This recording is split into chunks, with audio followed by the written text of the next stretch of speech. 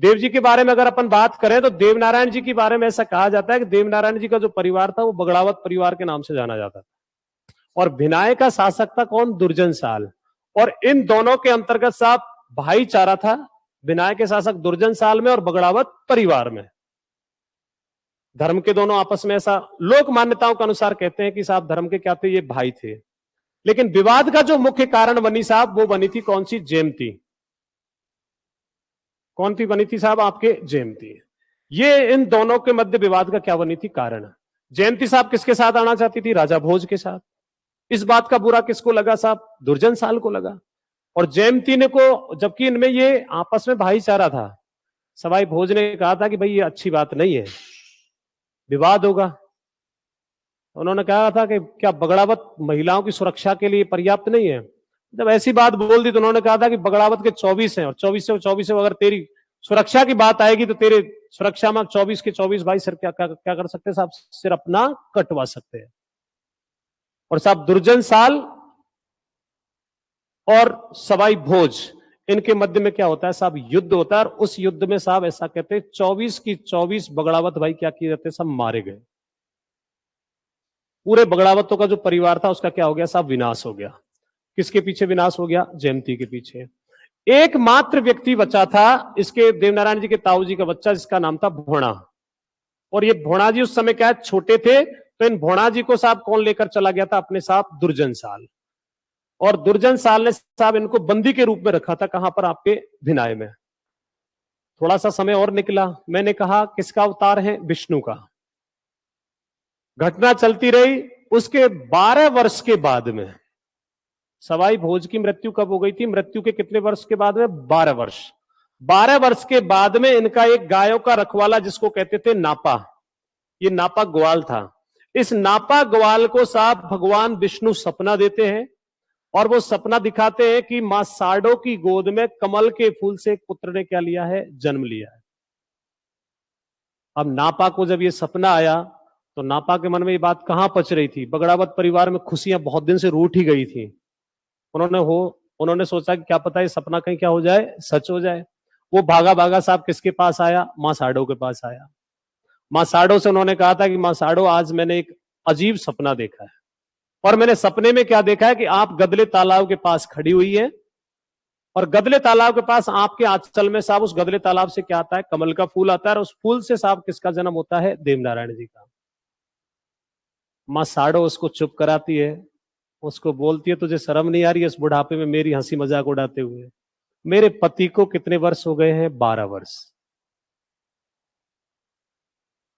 मेरे पुत्र कैसे पैदा होगा? मोरे से तो पहले ही ईश्वर क्या हो चुका है साहब? रूठ चुका है। तो ये बेहूदगी की बातें नापा तू मेरे से मत कर, इस बुढ़ापे की कम से कम मेरे सफेद बालों की तो लाज रख। वो जिद पड़ गया, नहीं मां आपको मेरे साथ गदले तालाब पर चलना पड़ेगा। जैसे तैसे करके, ऐसा कहते हैं कि मां साडो ने साहब उसको वहां से क्या कर दिया? भेज दिया। वो अपनी गायों को खोलकर साहब उस तालाब पर होकर जाता है, और वो देखता है कि जिस सपने में उसने उस कमल के फूल को देखा, वही कमल का फूल साहब उस तालाब में खिल रहा था। उसने साहब अपने डंडे वगैरह पटके छोड़े, वो वापस किसके पास भागा? साडो के पास।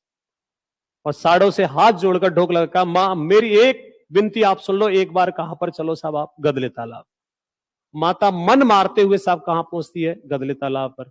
और जब देखती है तो वास्तविक बात थी कि कमल का फूल उसमें क्या हो रहा था साहब? खिल रहा था। उन्होंने कहा मां आप अपना आंचल फैलाइए, और वो भगवान का स्वरूप था, तो वो कमल का फूल साहब किसके झोली में आ जाता है? मां साडो की झोली में। जैसे ही झोली में आता है तो उस कमल के फूल से साहब किसका जन्म हो जाता है? देवनारायण जी का। और देवनारायण जी का जन्म हुआ था माघ शुक्ल सप्तमी को। 12 वर्ष के बाद बगड़ावत परिवार में खुशी आई थी, तो मां साडो की खुशी का कोई ठिकाना नहीं रहा। घर पहुंचती है साहब, पूरे गांव में बुलाए लगते हैं बधाई गाने के लिए साहब। और मां साडो ने खुशी में साहब बहुत सारा साहब सोना चांदी बांटा लोगों को, कि पुत्र क्या हुआ है साहब? पैदा हुआ है, पुत्र पैदा हुआ। उधर इनका जो दुश्मन था, जिसका क्या नाम था? दुर्जन साल। उस दुर्जन साल के उसी दिन, जिस दिन देवनारायण जी का जन्म होता, उसी दिन से अपशगुन होने लग गए।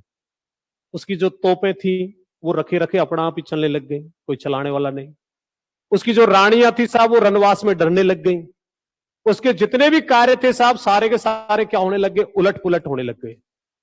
इस बात की चिंता किसको होने लगी? दुर्जन साल को होने लगी कि भाई ये मामला क्या है, भाई ऐसे कैसे हुआ, सारे काम उलट हो गए। तो उन्होंने ज्योतिष को बुलवाया। ज्योतिष ने साहब उनकी कुंडली देखी। ज्योतिष ने कहा कि तुम्हें मारने वाला सवाई भोज का पुत्र देवनारायण जी क्या हो गया? पैदा हो गया। अगर तुझे जिंदा रहना है तो किसको मारना पड़ेगा तुझे? देव जी को। और जितना जल्दी हो सके उतना जल्दी सुलटा दे तू इसको। उसने साहब देवनारायण जी को मारने का क्या बना लिया विचार। बुलाए साहब 4 लोग, 4 लोगों से कहा जाइए और जाकर किसकी हत्या करके आओ साहब? देव जी की। वो साधु का वेश रखकर किसके पास पहुंचते हैं? मां साडो के पास। अब हमारी सनातन की संस्कृति में साधु, ब्राह्मण और गाय का बड़ा क्या है? विशेष महत्व है। तो जैसे ही साहब वो मां साडो के पास पहुंचते हैं, मां साडो उनका क्या करती है साहब? आदर करती है, सत्कार करती है, उनके बैठने के लिए कहती है। फिर उनको जैसे ही वो पानी के लिए पूछती तो उन्होंने कहा मां हमें कुएं से लाकर आप क्या कीजिए साहब? पानी पिलाइए। तो अभी तो लेकर आए कि नहीं, कुएं से जाकर। मां साडो साहब बिना सोचे समझे, उसको कोई पता ही नहीं था क्या होना जाना है, पीछे से कुएं पर चल देती है साहब। पीछे से साहब वो व्यक्ति जाते किसको हत्या करने के लिए? देवनारायण जी। एक ने कहा मैं जाता हूं पहले। वो जैसे ही अंदर प्रवेश किया, उसने देखा था वहां तो पलना में तो कोई बालक था ही नहीं झूलने वाला। वहां तो एक 80-60 साल का बुजुर्ग था जो बैठे बैठे, दाढ़ी थी इतनी बड़ी बड़ी, बैठे बैठे क्या माला बज रहा है। जैसे उसकी दिव्य शक्ति को देखा वो मूर्छित होकर गिर पड़ा। दूसरे ने कहा यार बहुत टाइम हो गया, आया क्यों नहीं? दूसरा गया तो वहां देखा तो पलना में तो बच्चा कहां था, वहां तो काला सांप बैठा हुआ था आराम से, नाग। वो बेचारा वो बेहोश हो गया। तीसरा फिर गया तो उसने देखा कि साहब वहां पर तो उनकी पहरेदारी कौन कर रहे थे साहब? सभी देवता उनके पहरे दे रहे थे। चौथा गया तो उनका विराट रूप देखा। विराट रूप देखकर साहब वो मूर्छित हो गए। और जैसे तैसे साहब वो चारों व्यक्ति अपने प्राण बचाकर कहां भागते हैं? दुर्जन साल के पास। उन्होंने कहा वो किसी से नहीं मरे, वो स्वयं भगवान श्री कौन है? विष्णु है। और ये बात तू छोड़ देना, अब तेरा अंत आ गया। तेरा अंत किसके हाथों लिखा है साहब? देव जी के हाथों। इतने में मां साडो जल लेकर आ जाती है। मां साडो ने देखा सामान फैला हुआ पड़ा है, समझ गई कि मामला उल्टा था। उसने तुरंत अपने भाई मालवा, कहां की थी मां साडो? मालवा की थी। मालवा को पत्र लिखा। पत्र लिखकर कहा भाई मैं संकट में हूं, आपकी मुझे मदद चाहिए, आप मुझे यहां से क्या अपने वहां पर ले चलिए। भाई को इस बात का पता ही नहीं था कि उसके पुत्र पैदा हो गया है। भाई आता है साहब। भाई कहां पर आता है साहब? मालासेरी पहुंचता है, खेड़ा चौंसला जिसको कहते हैं, वहां पर पहुंचता है। पहुंचने के बाद में देखता है साहब वहां तो गोदी में कौन खेल रहा था? देवनारायण जी खेल रहे। छोचू भाट जो था उससे कहा भाई तैयार हो जा, चलना है। नापा से कहा अपनी गायों को तैयार कर, चलना है अपने को। तो गाय रखते थे पहले सभी लोग। तो छोचू भाट ने कहा था कि मैं बगड़ावत भूमि को सूनी नहीं छोड़ूंगा। सवाई भोज गए तो इसका मतलब ये थोड़ी है बगड़ावत भूमि पर कोई नहीं है, आप जाइए। नाराज हो गया था छोचू उनसे, और साहब वो नहीं गया। उन्होंने कहा मेरे प्राण शरीर में जब तक है मैं बगड़ावत भूमि पर ही रहूंगा। उन्होंने कहा तेरी मर्जी। नापा अपनी गायों को लेकर चलता है साहब आगे आगे। मां चलती है और मां ने पुत्र किसको दे दिया साहब? भाई को दे दिया। अब भाई रास्ते में चलते चलते हुए सोचता है कि मेरे जीजाजी को गए हुए 12 वर्ष हो गए हैं, और अब ये क्या है? पुत्र पैदा हुआ है। तो लोग मेरे से क्या करेंगे साहब? प्रश्न पूछेंगे, और प्रश्न पूछना लाजमी भी है। लोगों का काम अब से नहीं, बहुत प्राचीन काल समय से बात बनाना ही है। भगवान राम और सीता को अलग अलग करवा दिया उन लोगों ने। करवाया था कि नहीं करवाया था? तो साहब उसने मन में सोच लिया कि यार अगर मैं गांव लेकर जाऊंगा इसको तो लोग मेरे से पूछेंगे तेरी बहन किसका बेटा लाई है, और बहुत सारी बातें सुनने को मिलेंगी। इसलिए ना रहेगा बांस ना बजेगी बांसुरी। और पुत्र को साहब उन्होंने क्या कर दिया? जंगल में फेंक दिया। संयोग की बात देखिए, मैंने क्या कहा? लीलागर और देव जी का ऐसा मानते हैं कि दोनों एक साथ जन्म हुआ था। और पहले जब देवनारायण जी दूध पी लेते थे उसके बाद में कौन दूध पीता था? लीलागर। मां साडो देखती है कि आगे लीलागर दूध पी रहा है, उसको अपने पुत्र की याद आई कि भाई मेरे बेटे ने दूध नहीं पिया और उससे पहले ये दूध पी गया है। उसने लीलागर से पूछा कि भाई सांकेतिक भाषा में लीलागर से पूछा कि इतनी कैसे तुझे जल्दी भूख लग गई आज, जो अपने भाई से पहले तो दूध पी गया है। उसने कहा मां आप अपना ध्यान कीजिए, आप अपने पुत्र को पीछे छोड़ाइए, और उसने जब दूध पी लिया तब मैंने दूध पिया है। माता जी के तो पैरों में से क्या निकल गई? रेत निकल गई। उसने भाई से पूछा, बोला भाई बेटा लगा है मेरा? उसने कहा सॉरी बहना, मैंने तो लोगों की बातों के चक्कर में साहब उसको क्या कर दिया, जंगल में फेंक दिया। अब जिस माँ को 12 वर्ष के बाद एक पूरे परिवार में जो भरा हुआ पूरा परिवार था उसमें एक बेटा पैदा हुआ और उसको कहीं जंगल में डाल दिया, उस माँ की ममता, उसका हृदय वही जाने उस समय की स्थिति क्या रही होगी। वो नंगे ही पैर साहब वापस भागती है, देखती है कहीं देव जी मिलते हैं, चिल्लाती हुई साहब घूमती है। आगे जाकर बड़ा मनोरमिक दृश्य देखती है। वो शेरनी सो रही होती है और शेरनी सोती, शेरनी के नीचे कौन दूध पी रहा है साहब, देवनारायण। अब उसका और उसने कहा कि अब मामला बिगड़ गया, इसको जैसे ही इसकी नींद खुलेगी इसको खा जाएगी। थोड़ी देर बाद साहब साड़ों ने हिम्मत जुटाकर उस शेरनी के सामने खड़े होकर सांकेतिक भाषा में पूछा था कि मां अगर तेरा बेटा है तो तू ले ले और मेरा बेटा है तो मुझे दे दे। शेरनी ने उनको प्रत्युत्तर में ऐसा कहा जाता है कि कहा था कि बेटा तो ये आपका ही है, लेकिन इसके 3 जन्म जो आंचल थे वो मेरे लिखे हुए थे। 2 आंचल तो मैं इसको पूर्व अवतारों में दे चुकी हूं भाई, 2 बार तो दूध इसको मैं पहले 2 अवतारों पिला चुकी है, तीसरा अवतार है, तीसरा आंचल आवे आपका बेटा, आप इसको लेकर जाइए। माता जी साहब अपने बेटे को छाती से लगाकर और साहब सीधी कहां पहुंच जाती है, मालवा। थोड़ा समय निकला, बच्चे तो शैतान होते ही हैं, काम क्या होता है, बदमाशी करना ही तो होता है, और ये आज से थोड़ी है, शुरू से ही चलता आ रहा है ना। बच्चों को अपन भगवान का भी क्या मानते, रूप मानते, बच्चे को डांट सकते अपन। थोड़े समय के बाद साहब भगवान ने थोड़ा सा समय पलट के देखते हैं तो साहब उनको एक बार एक गेंद का खेल खेल रहे थे कोई, और वो गेंद उन्होंने ऐसा टोला मारा था उस गेंद में कि वो महलों पर मंडराती है, उसकी मामी जी के चूड़े पर आ जाती है। और महिला का चूड़ा फूटना तो साहब महिला के लिए कयामत आ जाना होता है।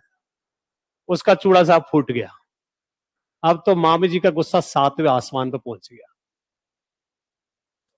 मामी जी को पता लगा गेंद लेने के लिए आ गया देव जी साथ ही, बोले मामी गेंद तो दे दे।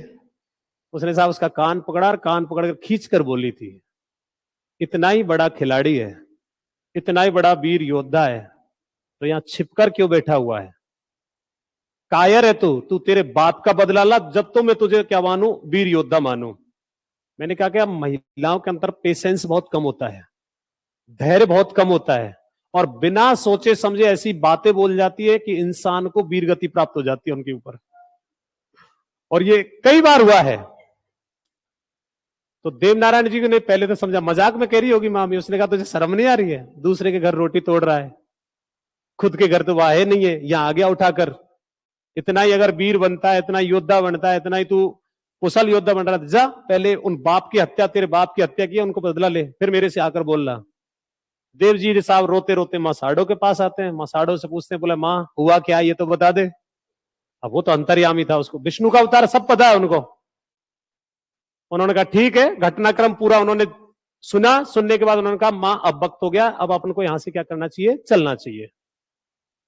मालवा से जब निकलते तो वो अपने मामा जी के यहाँ रुके, काफी दिन उन्होंने समय निकाला। उन्होंने कहा मामा जी मैंने आपके यहाँ काफी समय निकाला है, और मैं आपके लिए आज एक वरदान देके जाता हूं कि कभी भी मालवा में अकाल नहीं पड़ेगा।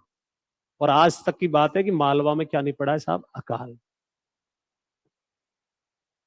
आते हैं साहब, रास्ते में आ रहे हैं, रास्ते में धार जगह पड़ती है कहां पर, एमपी में।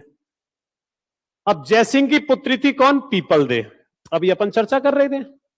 तो पीपल दे जन्म से तो अंधी थी, जन्म से ही पैदाइश, और कौड़ी थी साहब, और वो महलों के ऊपर झरोकों में बैठकर अपना समय निकाल रही थी। देव जी उसी रास्ते से साहब अपनी गायों को लेकर निकल रहे थे, तो देव जी की जो दिव्य दृष्टि थी वो किस पर पड़ी साहब, पीपल दे पर। पीपल दे के नेत्र खुले, उसका कॉर्ड सही हो गया, देव जी तो निकल गए। अब ये चारों तरफ चर्चा का विषय हो गया कि भाई ऐसा हुआ क्या कि पीपल दे का एक साथ ही तो कॉर्ड सही हो गया और एक साथ नेत्र खुले। उसके पिता ने बुलाया, उसको पूछा, बोला क्या हुआ है, तूने ऐसा देखा क्या है। उन्होंने देखा कि मैंने तो ये देखा कि मेरे नेत्र खुले, जब पीले वस्त्र पहनकर एक मां के साथ अपना बेटा जा रहा है गायों के पीछे पीछे। उन्होंने तुरंत नगर में ढिंडोरा पिटवाया और उनसे पूछा कि आज गाय किसकी गई है भाई। पहले गायों की खेद हुआ करती थी बहुत लंबी, तो उन्होंने कहा सवाई भोज की है। सवाई भोज को कौन नहीं जानता था साहब। होता क्या है, उनको वापस बुलवाया, बुलवाकर उनके साहब साडों के चरणों में ढोक लगाए। राजा ने कहा भाई मैं तो भगवान मानता हूं आपके बेटे को, और मैं ये प्रस्ताव रखता हूं कि आपके बेटे का विवाह मेरी बेटी के साथ किया जाए। रास्ते में साहब वरना बन गए, दूल्हे बन गए, और साहब क्या हो जाती है, शादी हो जाती है। अब साहब पीपल देवी उनके साथ साथ कहां के लिए जाती है? मालासेरी के लिए। मालासेरी पहुंच जाती है कौन? पीपल देव। देवनारायण जी साहब कहां पर पहुंच जाते हैं? अपनी जगह छोचूबाट खुश। कौन खुश हो जाता है? छोचूबाट। फिर थोड़ा बहुत समय निकलता है, फिर पीपल देव एक दिन उससे पूछती है, खाना वाना हो रहा था तब सामान्य बात पूछ ही ली जाती है, ये जी एक बात बताइए, मेरा इतना भरा पूरा परिवार था, 24 बगड़ावत थे, ना आज कोई मेरा देवर है, ना कोई मेरा जेठ है, ना कोई मेरा ससुर है, ना मेरा कोई काकी ससुर है, ऐसी घटना क्या हुई थी? तो देव जी ने उनको बताया, तो पीपल देव ने कहा कि अब समय आ गया है, मेरे ससुर की हत्या का क्या लिया जाए? बदला। और देवनारायण जी भी उपयुक्त समय का इंतजार कर रहे थे। सबसे पहले उन्होंने बुलाया था किसको? छोचू भाट को। किसको बुलाया? छोचू भाट। अब ये जो छोचू भाट था ना, अब उस समय एक चीज और ध्यान रखना, इनके पिता कौन थे? सवाई भोज। और सवाई भोज की एक घोड़ी थी बौड़ी, उसको बौड़ी घोड़ी के नाम से जानते थे। वो तेज चलने के कारण उसको उड़नी घोड़ी कहते थे। और ऐसी घोड़ी थी, मान्यता के अनुसार ऐसा माना जाता है कि सवाई भोज के अलावा दूसरा पुरुष उस पर हाथ नहीं रख सकता था, और अगर रख दिया तो वो उसको खा जाती थी साहब। अब वो घोड़ी किसने बंद कर रखी थी? दुर्जन साल ने। किसने बंद कर रखी थी? दुर्जन साल ने। भाई उनकी डेथ हो गई तो वहीं पर रख ली थी उन्होंने। दुर्जन साल ने तो छोचू भाट को बुलाया और देवनारायण जी कहा कि जाओ आप भिनाए, और भिनाए जाकर साहब आप पहले तो मेरी पिताजी की घोड़ी कौन सी है? बौड़ी, उसको लेकर आओ। और मेरा छोटा भाई वहां पर, मेरा बड़ा भाई है, ताऊ जी का बच्चा था जिसका क्या नाम है? भोणा जी, उसको अब कुछ भी याद नहीं होगा, उसको एक चूड़ामणि दी थी, ये उसको दे देना, वो उसको पहनते उसको सारी चीजें याद आ जाएंगी।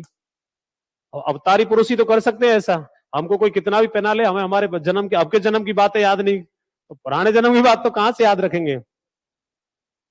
छोचू भाट की हिम्मत नहीं हो रही कि वो तो जाऊंगा और वो घोड़ी तो जाते ही खाएगी साहब मेरे, क्योंकि वो सवाई भोज के अलावा किसी को हाथ ही नहीं रखने देती है। महलों के आगे डुगडुगी बजाई कि भाई अगर किसी के पास ऐसी घोड़ी हो जो किसी के बस में नहीं हो, मैं उसको बस में करना जानता हूं। तो दुर्जन साल ने कहा बुलाओ भाई इसको, चेक करवाते हैं अपनी वाली सवाई भोज वाली घोड़ी है ना, इसको देखते हैं। तो छोचू से कहा कि तू जानता है ये घोड़ी बहुत खतरनाक है, कि चाहे कैसी भी हो मेरी जिम्मेदारी है कि मैं आपकी घोड़ी को आपके बस में करके दे दूंगा। उसको तो उसकी बंद छुड़वानी थी कि जाओ भाई। जैसे वो पहुंचा, जैसे तैसे हिम्मत जुटाया, हाथ जोड़ के वो खड़ा हो गया, बोले मां मैं तेरा भाट हूं, बगड़ावतों का क्या हूं मैं? भाट, और मैं तुझे यहां से छुड़वाने के लिए आया हूं, मुझे खाना मत तू बस। घोड़ी के ऊपर उसने हाथ रखा, घोड़ी के ऊपर हाथ रखते साहब घोड़ी बिल्कुल शांत। सब लोगों को अचंभित हुआ कि सवाई भोज के अलावा कोई व्यक्ति जिस पर हाथ नहीं रख सकता था वो इसको आराम से ले आया। उन्होंने कहा यार तू बड़ा ज्योतिष है, तू बड़ा जानकार है घोड़ियों का, कि साहब और कोई बात हो और मैं भविष्य से यह बता सकता हूं कि यहां पर बगड़ावतों का एक बेटा कैद है। उन्होंने कहा ये भी बात सही है। और वो उस समय तो बड़ा हो चुका था और उनकी सेना में ही काम करता था, किसकी? दुर्जन साल की में। घोड़ी को साहब उन्होंने निकाला, घोड़ी वहां से निकलती है, सीधा कहां आती है साहब? आपके मालासेरी आती है। और जहां से, जिस जगह से उस घोड़ी पर सवाई भोज बैठा करते थे, वहीं आकर वो खड़ी हो जाती है। और इस दृश्य को कौन देखती है? साडो। साडो से रहा नहीं जाता। मैंने कहा पेशेंस कम होता है। उसने कहा था कि जिस दिन गई थी तू, जिस दिन 24 भाइयों को लेकर गई थी, 24 की 24 क्या हो गए? मारे गए थे। तेरा पेट नहीं भरा और खाने के लिए आ गई है? ऐसी ताने तो मारते ही है ना। घोड़ी से वो ताना कब सहन होता? वो भोज की घोड़ी थी। ऐसा कहते देवीय शक्ति के कारण वो घोड़ी उसी जमीन में वहां की वहीं क्या हो गई साहब? समा गई।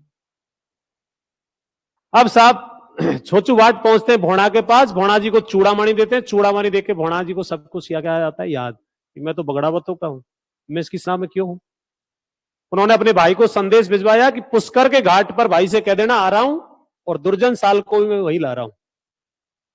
थोड़े समय के बाद साहब पुष्कर के घाट पर पहुंचते हैं और दोनों भाई साहब अपनी पिता की हत्या क्या कर लेते हैं? बदला। उस दुर्जन साल की क्या कर देते हैं? हत्या। आज भी दुर्जन साल की सेना के जूते चप्पल जो है ना वो पुष्कर में रखे हुए हैं। और उसी दिन से वरदान दिया गया था कि हर गुर्जर समुदाय के जो लोग होते हैं वो 60 साल तक उनका इंतजार करता है कि वो इसमें स्नान करे, मैं उनकी इच्छा को क्या करूं? पूरी करूं। उसके बाद साहब देव जी का अवतार पूरा हो गया। मैंने कहा देवमाली गांव, कौन सा गांव है? देवमाली। उसमें आकर साहब ईश्वरीय कृपा से साहब देव जी का अवतार पूरा होते क्या बन गए? फूल बन गए थे। और इस प्रकार से साहब हमारे लोक देवता, लोक मानस में साहब उनकी क्या होने लगी? पूजा होने लगी।